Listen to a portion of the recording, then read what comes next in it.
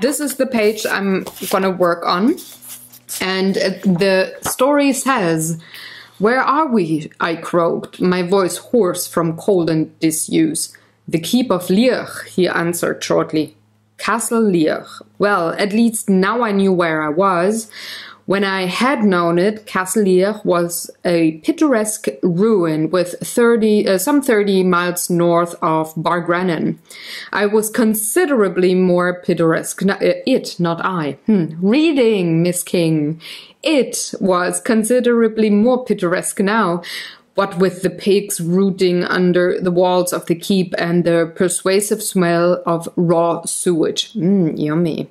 I was beginning to accept the impossible idea that I was, most likely, somewhere in the 18th century. So, this is the story bit behind this page. I'm going to take all the pages I already colored, put them aside, because I need space, and also I don't want to ruin any of my colorings. So this is the page I'm working on, and yes, with this book I take out the pages.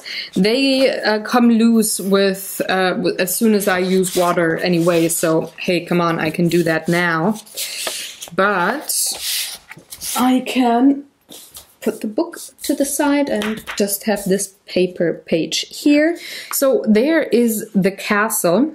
Now, I had already said I'm going to have that hut and everything colored with the same sepia and blacks too, but I'm going to introduce a new color. There's a lot of grass here, so I'm going to take my sheet again, and I'm looking for a green tone. Now, there's only 2 here, but I already see the one that I want. And now everybody sings Grease, the one that I want. Can you spot it? Yes, it's raw umber. And now you say, it's a brown. Yes, it is, but it has a green tint. So, especially in the shadow of this castle, there is not going to be any bright green, not on a foggy, gray November day, when it just dawns. If you can see any little bit of green, you're really good at seeing colors, for one, and second of all, it's gonna be a brownish green, therefore raw umber. I'm having a lot of other green tones here as well, and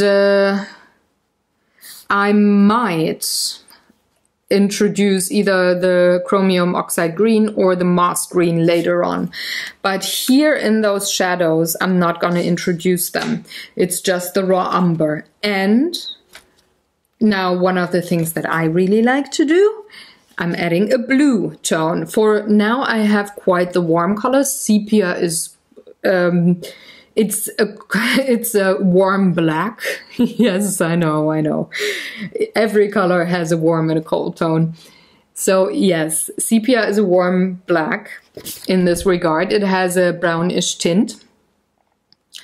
And the green, the raw umber, is rather on the cooler part of the spectrum. But if you kind of regard it like this, raw umber is like olive green and Van Dyke brown. So let me get that sheet here. So olive green, Van Dyke brown, or olive green and sepia. Mix the two together, you have the tint of raw umber. It could be, by the way, I'm just thinking, could be that people find night scenes or a night sky kind of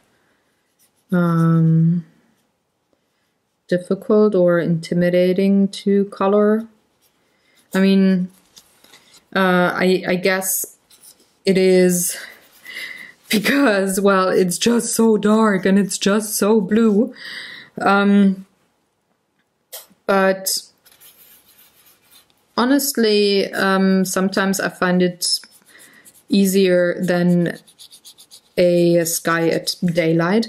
What is, I think, most difficult in many people's books is a sunrise or a sunset, because you have so many colors there that you have to blend so nicely to and really with care and planning and such for it to work.